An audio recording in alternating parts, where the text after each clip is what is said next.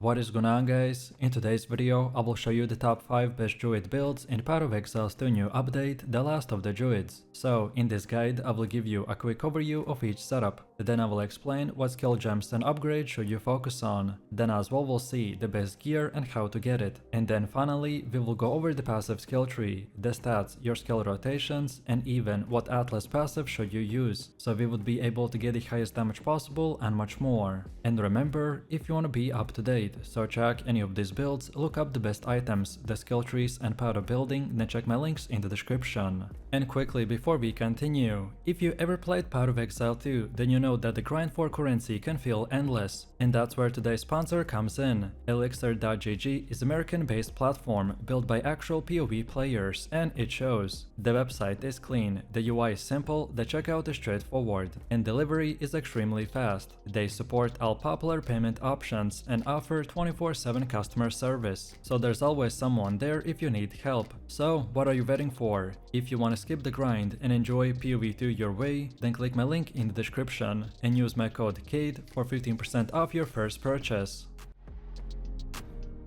This build exists purely because several mechanics accidentally lined up in a way that absolutely breaks the game and the DPS numbers. This is a true zero-button Autobomber. You walk forward, enemies detonate, your mana instantly evaporates, and then the lightning bolts will chain across the screen. The sparks will fill every corner, and you barely understand why it's happening, but it is going on 24/7. The entire build revolves around infinite trigger loops, which is enabled by the Chore of the Storm, Temporalis Silk Robe, and the Airbound Staff Abuse, also guaranteed critical strikes, and the mana mechanics that are hanging on by a thread. When you make this build work, it will feel completely illegal. Rituals, breaches, and abysses will simply disappear the moment that you enter them. This build is not a league starter, not budget friendly, and not something I would ever recommend to someone trying to progress efficiently. However, this is a god tier build for people who already have currency, they already understand the game, and want to watch their screen explode without pressing a button. We are stacking insane item power here, so Airbound Staff on the weapon swap, Ancestral Tiara, the Temporalis chest, then the Killjoy gloves, then the Seed of the Catalysm, then the Chore of Storms with a fast metabolist anointment, and even heavy Javel investment just to keep mana alive. So let's take a look at the specifics, and first we have our skill gems. At the core of this setup are two Spark skills. Spark is not here to deal damage in a traditional sense, however it exists purely as a trigger engine. We want as many hits as possible and as fast as possible, and this will guarantee constant critical strikes that proc the Chore of the Storm. Then next we got the Lightning Bolt, which is not manually cast, it is triggered through the Chore of the Storm. Every critical hit will trigger a Lightning Bolt, that bolt will crit, and that crit will trigger an additional effect, and those effects will feed back into the system until your mana is completely drained, but the loop will somehow keep going. Then Arctic Armor is one of the most cursed parts of the entire build, but in this setup the Arctic Armor is a trigger tool. When you are hit, the Arctic Armor procs Airbound Staff on a weapon set too. Once that proc happens, you can swap back to your main weapon and entire loop begins. If you don't care about the zero button gameplay, then easy way to start the loop is also by pressing something at the beginning and then follow the sparks and the bolts. But since the entire point of our build is zero buttons, so the Arctic Armor will become the solution even if it's janky. Then Blink is also mandatory. Auto bombers will live and die by the movement, and Blink allows you to constantly reposition while everything around you explodes. You can of course disable Blink and replace it with something similar if you want, but cast on crit does not work with the triggered spark, so don't try to get too clever here. And lastly, the mana remnants are absolutely required. This build drains mana to zero constantly, and the only reason it does not break itself instantly is because of the mana on kill scaling, Javel investment, and duration scaling that keep our engine alive 24/7. Next up, moving on to the passive tree. We specifically made it to support our item abuse, so we want to aggressively path into the critical strike chance and the critical damage bonuses, because Oracle will guarantee crits and the Chore of the Storm will demand them. Our key notables like Aspiring Genius will provide Arcane Surge uptime, which is massive for spell scaling. Then Camaradeer will give raw damage and help to smooth out early loops. Then Desensitization is extremely important, both for critical damage scaling and for reducing incoming critical damage, which matters much more than you expect in a dense content. We also pick up the Mighty Eraser to reduce mana cost. This is crucial because every single loop will eat our mana even more. Then Wellspring will become extremely valuable when paired with a Mana Flask tech in the Trusted King Snap setup if you got one. Then Energy Shield clusters are also mandatory. We are not going to be avoiding damage, but on the other hand, we are standing inside the packs and relying on Annihilation as a defense. And then recharge delay reduction and recharge rate are far more important than the raw life. Also, our skill effect duration is deceptively powerful here. We stack it wherever possible to keep weapon swap effects like the Arctic Armor interactions and triggered skills active long enough to sustain loops. We also want at least 1 or 2 Jevels with 2% mana on kill, otherwise the build feels unstable. And finally, the Jevel sockets are priority here, so Heart of the Well, Controlled Metaphoris against the Darkness, and Sapphire Jevels with the Energy Shield, spell damage and mana on kill will be doing a massive amount of work. For this build, our tree exists just to support the items and not the other way around. This is not just a standard melee Cold Wolf build, but with a twist, but it's actually a full system build that turns the mana cost into damage, regeneration, energy and control, all while keeping the fast, brutal werewolf fantasy completely intact. At the first glance, this build looks like a Frostwolf melee setup, but under the hood it's actually a mana engine. Every action you take feeds into the loop, so you attack to trigger the cast on critical. Cast on the critical will trigger curses, and those curses will cast massive amounts of mana. That mana cost converts into insane mana regeneration through the Quipil Stasis, and that regeneration then fuels the Feral Invocation, which unleashes repeated cross slashes over and over again. You're not looping automatically, but you're manually detonating the loop by pressing buttons aggressively and repeatedly, which makes the build feel active, explosive, and incredibly rewarding to master. This specific build scales in a very different way compared to a traditional Frostwolf setup. Instead of stacking physical and cold damage, we stack maximum mana, mana regen, spell damage and attack speed, and then convert those stats into real melee power. Thanks to the Crown of the Ice, every point of spell damage becomes attack damage, and thanks to mana stacking interactions, every curse becomes its fuel. And finally, because of the Oracle's ascendancy, the build will stay very mobile, tanky and extremely high DPS in both mapping and boss fights. So let's start with the specifics, and first we have our skill gems. Your core attack skills are Shred and the Lunar Assault. Shred is your primary melee attack, used for consistent damage, freeze effects and a cast on critical triggers. It hits quickly, scales extremely well with the attack speed, and benefits massively from the spell damage scaling through the Crown of the Ice. Then Lunar Assault acts as your engineer and the freeze setup tool. It's especially important early in fights, allowing you to apply heavy cold pressure quickly. In many situations, the Lunar Assault alone will freeze the boss long enough for you to transition into the Shred and finish the job. Then Lunar Blessing remains your primary booster. When activated, it massively boosts your attack speed and damage, which directly increases the cast on critical frequency and the Feral Invocation energy regeneration.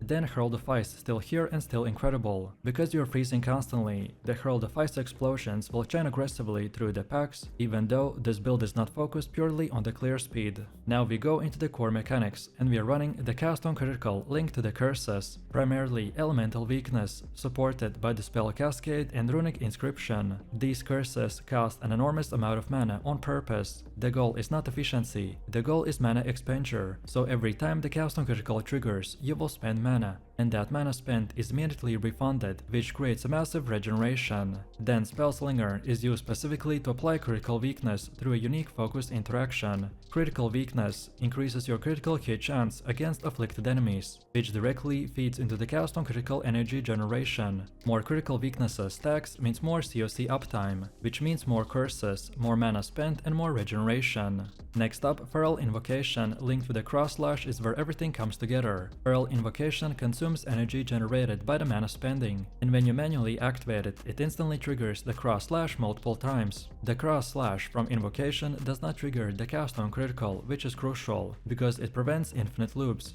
Instead, we manually spam Invocation to unleash massive burst damage windows. Then Pounce linked with the Freezing Mark is your mobility and utility tool. It allows you to reposition quickly, apply marks and keep the pressure up during boss fights. Mana Remnants, Eternal Rage and other supports will round out the engine, ensuring that you always have enough resources to keep the system running. Then Weapon Set assignment is extremely important. Weapon Set 1 is dedicated to the Eternal Rage, Elemental Weakness and cast on critical, and then Weapon Set 2 will hold the rest of your skills, including the main attacks and invocation setup. This separation is critical for controlling the mana flow and preventing accidental overcasting. Next up, moving on to the passive tree, and this is where the mana stacking psychology will fully take shape. The tree will focus heavily on maximum mana regeneration, spell damage, attack speed and cold synergy, while still maintaining enough life, energy shield and armor to survive endgame content. Early on, we path through the attack speed and the melee nodes to make leveling smooth, but as you progress, the tree will pivot hard into the mana and the spell scaling. Arcane Intensity and the Mystical Rage are particularly important, as they provide massive increases to the spell damage, which then fully apply to your attacks thanks to the Crown of the Ice. This single interaction is one of the main reasons that this build scales so hard with no traditional stats. Then, maximum mana nodes are prioritized aggressively. Mana is not just a resource here, it's damage, regeneration and the energy generation all at once. Intelligence nodes naturally will support it by increasing mana, energy shield and scaling multiple systems simultaneously. Defensive layers will also come from combining of life, energy shield, armor and the crowd control through the freeze and chill rather than the raw mitigation. This setup alone will ensure that you have enough spirit to support the cast on critical, Pearl invocation and the mana remnants. At least 180 spirit is required for the build to function smoothly, but 217 is ideal if you want to include the Herald of Ice and the Catalyst rejuvenation.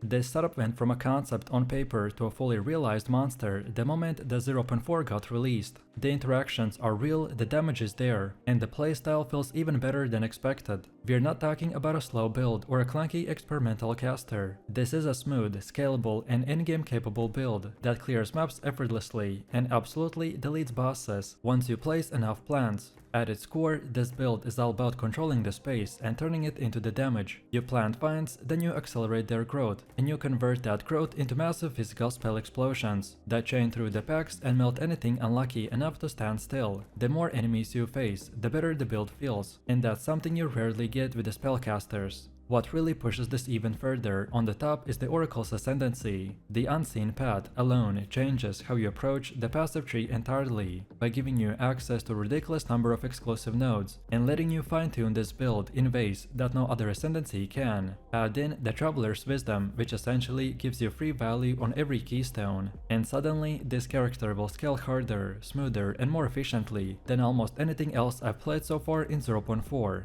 This is a spellcasting druid that stacks armor, life, mana, regeneration and the physical spell damage, while simultaneously scaling plant count, plant aerial, crit chance and explosive damage. So let's take a look at the specifics, and first up we have the skill gems. The backbone of this entire setup is the trashing vines. This is your primary plant generator and your main source of planted vines across the battlefield. These vines persist, scale and interact with multiple mechanics in the build, and they're the foundation for both your clear and the single target damage. The more vines you have active, the more control you exert over the area, and the more devastating your explosions become. Supporting that, Entangle will play a massive role in locking enemies in place and forcing them to fight inside your planted zones. This is not just defensive utility, it is actually offensive scaling. When the enemies are held in your vine clusters, they take the full brunt of overgrown explosions, the crit chains and physical spell hits. Then for raw damage boosting, the Bone Storm will fit it perfectly. As a physical spell, it scales directly with everything we already want, so physical damage, spell damage, the crit chance and the chance from the Jevels. The Bone Storm will help to smooth out the damage windows, apply pressure while plants grow, and ensure that even mobile enemies can't simply walk away from your setup. Then on defensive side, the Barkskin and the Arctic armor will form an incredibly solid baseline.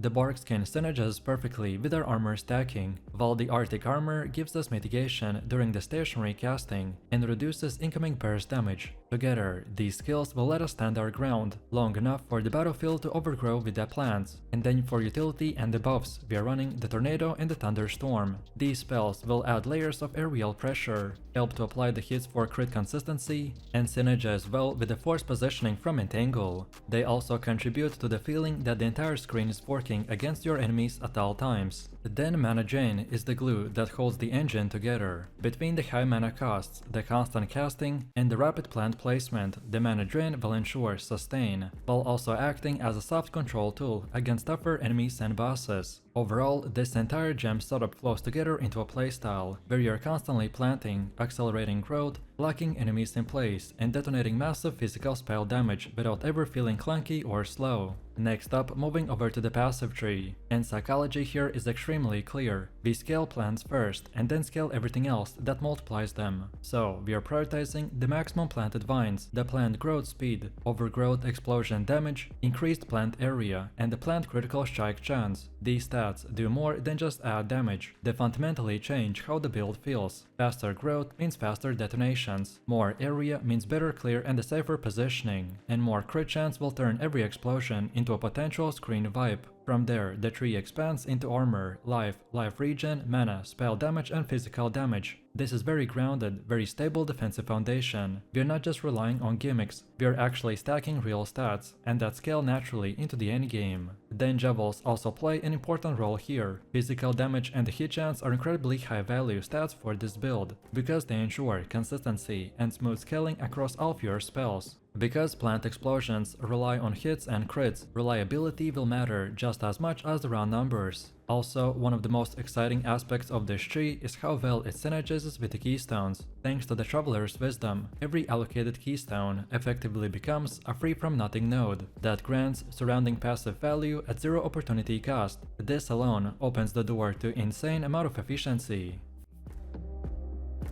This setup is powered by the brand new Walking Calamity skill. This thing is wild. Its massive meteors, screen melting impact zones, rage powered rampage moments, and basically everything else will turn him into an Autobomber bear that rains fiery destruction everywhere it goes. And yes, it's every bit as fun as it sounds. The Walking Calamity will fire 20 small meteors per second, and after every 20 hits you auto-cast a massive meteor that cracks the entire screen. It lasts 10 seconds, scales off your attack damage, and completely transforms how the Druid plays. We combine this with a Shaman's Rage generation and the Bear form bonuses, and suddenly this build becomes an ultra-fast mapper, a surprisingly tanky frontline bruiser, and a boss melting firestorm, all wrapped into one shape-shifting monster. The patch 0.4 gave the Druid the new rage mechanics, better shaman scaling, improved movement skills, smoother talisman weapon bases, and the Walking Calamity itself, which might be the single most unique skill in the entire game. So let's take a look at the specifics, and first up we have the skill gems. Are clear, identity, and thematic fantasy all will revolve around the Walking Calamity, aka the Meteor Bear skill. This is our one button devastation tool. Once activated, your burn form will automatically unleash waves of falling meteors that hit dozens of times per second. The small meteor stack overlap hits on the large targets, while the big meteor detonations will delete anything left standing. And the beautiful part is that Walking Calamity is an attack and not a spell. This means all of your bear melee scaling, talisman weapon scaling, and physical to elemental conversion nodes will actually matter, since the meteors will hit so frequently, so we benefit massively from the rage, attack effectiveness, and elemental scaling, which makes this one of the most versatile scaling skills that Druids ever got. Then for single target, the combo is simple and incredibly satisfying. So we use the Maul skill, then the Furious Slam, and then later Volcano to trigger bonus rage interactions, and then this will activate the Walking Calamity at the full rage to unleash tens of thousands of hits even in just few seconds. In my testing, the big bosses with the big hitboxes melt faster than almost any other melee build, and then the smaller bosses will also take a beating thanks to the Maul, Berserk, and the consistent meteor overlap. Then for clearing while moving between the packs, the Rampage will become our mobility and auto-slamming engine. It launches you forward, increases movement speed, and works perfectly alongside the Walking Calamity. Add in the Herald of Ice or Herald of Ash depending on our weapon damage type, and our screen becomes a cascade of meteor explosions and the herald shatters. Next up, let's move on to the passive tree. The Meteor Bear Druid will follow a very clear, very powerful scaling psychology. So stack rage, stack physical attack damage, increase AoV, and multiply everything with the elemental attunements based on your weapon. Early on, our priorities are simple, so we grab life regeneration, melee damage AoV effect, and then travel down towards the new two-handed weapon nodes like the Singular Purpose and the Crashing Verdict, which dramatically improve our base damage. A core part of this build is reaching the Furious Wellspring, which is the Shaman's Rage powerhouse. Once you allocate it, you gain base rage regen, remove natural rage decay, and dramatically increase how quickly you can reach max rage, and activate Walking Calamity on the cooldown. From there, we travel into the AoV and melee impact nodes, so we get things into elemental attunement nodes, depending on your herald choice, and into the new rage-focused passives added in the patch 0.4. These multipliers will not only increase fucking Calamity's meteors, but will also amplify them all, Furious Slam and Berserker's full potential. As you progress, you will want to pick up defensive stacks next, so armor stacking nodes, life wheels, spell suppression if available on the gear, and optional hybrid recovery clusters. The Druid naturally leans into tankiness, so stacking armor with built-in bear reductions will let you play aggressively without worrying about getting one shot. And finally, by the time that we reach late game, you will be able to unlock the new talisman plus the scepter interaction for the druids, which will allow you to equip your two-handed bear weapon, and an offhand specter for the additional support scaling.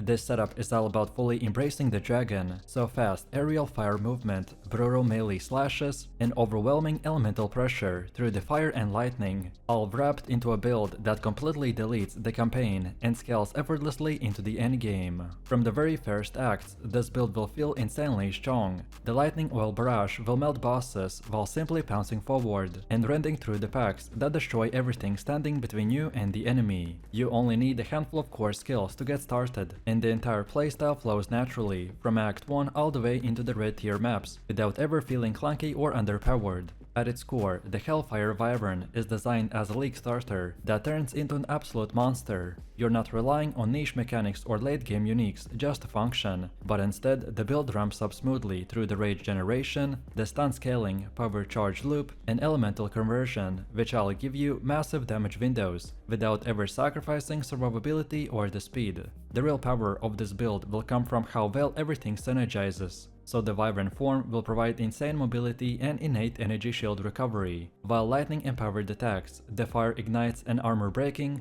all stack together to create a playstyle that feels aggressive but never reckless. The enemy groups will evaporate instantly, bosses will get stunned and erased, and you're always moving forward at a full momentum. So let's take a look at the specifics, and first up we have the skill gems. The entire engine of this build will revolve around the Pounce, Rend, Devour and the Oil Barrage, with Wyvern form tying everything together into one seamless loop. The Pounce is our primary mobility and engagement tool. This skill launches you forward, closes the gap instantly, and sets up the entire combo. Because it scales extremely well with the melee damage, the stun buildup, and momentum-based supports, the Pounce turns movement itself into a damage source. Then Rend is our main clearing and single target melee skill. Once empowered through the power charges and the lightning effects, the Rend becomes an enormous sweeping attack that shocks, ignites, and deletes enemies in front of you. It scales incredibly well with physical damage, flat elemental damage, and aerial scaling, which makes it feel stronger with every gear upgrade.